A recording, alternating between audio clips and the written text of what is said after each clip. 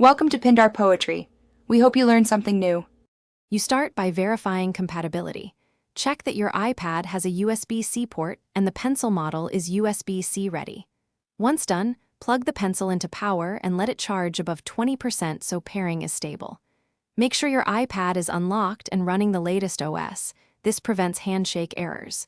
If the pencil won't fit directly, attach the correct USB-C adapter or cable. Now, insert the pencil into the iPad's USB-C port to initiate the connection process. When the pencil is inserted, look for the on-screen pairing prompt and tap Connect immediately. This begins the secure pairing handshake. After pairing, open Settings then Bluetooth to confirm the pencil appears as connected. If it reads pairing or not found, remove and reinsert the pencil. Next, go to Apple Pencil settings to tweak pressure sensitivity, tilt response, and any double tap actions. These choices affect how drawing responds. Make test strokes in Notes or an art app to validate responsiveness and latency. Eject the pencil and test it across apps. Notes, Procreate, and any sketch tool to ensure consistent input and palm rejection. If the pencil disconnects, restart your iPad or toggle Bluetooth. This often clears transient issues.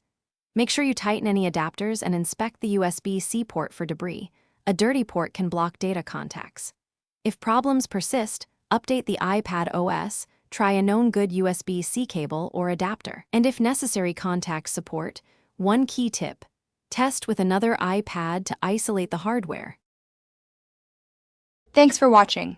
Consider subscribing if we helped you.